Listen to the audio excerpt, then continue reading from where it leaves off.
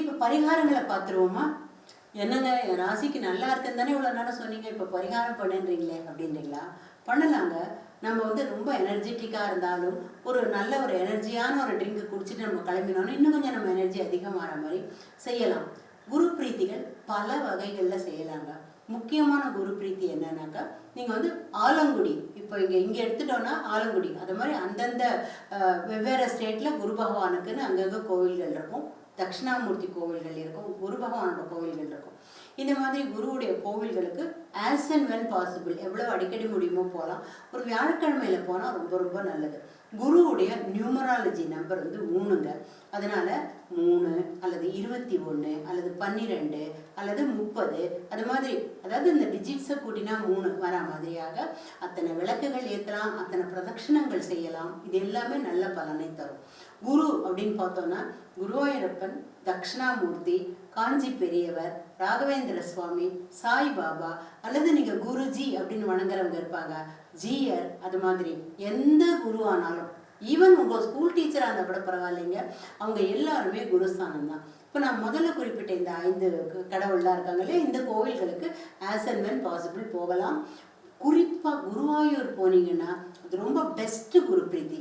மஞ்சள் நிறம் குருவுடைய கலர், அதனால் மஞ்சள் வஸ்திரம் சாத்தலாம் எந்த குரு கோவிலுக்கு போனாலும். சரிங்க, எந்த கோவிலுக்கும் போக எனக்கு டைமே இல்லைங்க அப்படின்னா, உங்கள் வீட்டு பக்கத்தில் இருக்கிற கோவிலில் நவகிரகம் இருக்கும் இல்லையா, நவகிரக கோவிலுக்கு வியாழக்கிழமைகளில் போங்க. இதில் 2 வருஷம் இருக்குங்க. தட்சிணாமூர்த்தி அப்படிங்கிறவர் இல்லைங்க, அவர் சிவனோட வடிவம் தான், குரு வடிவம் இல்லை அப்படின்வாங்க. ஆனால் ஆனானப்பட்ட ஆலங்குடி கோவிலில் குருவாக இருக்கிறவரே தட்சிணாமூர்த்தி தான். அதனால் தட்சிணாமூர்த்தியை நீங்கள் குருவாக கும்பிடலாம்.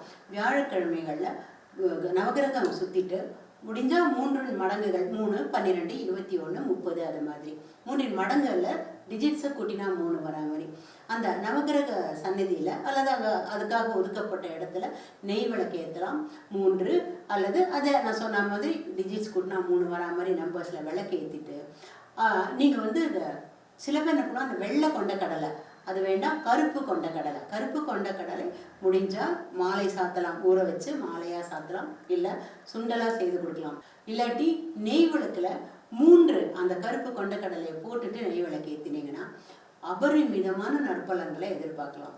ப்ளஸ் இந்த வியாழக்கிழமைகளில் ஒரு 3 வியாழக்கிழமை தொடர்ந்து எனி 3 கன்செக்யூட்டிவ் தேர்ஸ்டேஸ் நீங்கள் என்ன பண்ணலாம், குரு ஸ்தானத்தில் இருப்பாங்க பார்த்தீங்களா, டீச்சர்ஸ், ப்ரொஃபஸர்ஸ், அது மாதிரி ஈவன் பாட்டு டீச்சர், ஹிந்தி டீச்சர், யார் கிடைச்சாலும் பரவாயில்ல, இவங்களுக்கு தாம்பூலத்தில் மஞ்சள் நிறம் தான் குருவுடைய கலர். நான் ஏற்கனவே சொல்லிட்டேன்.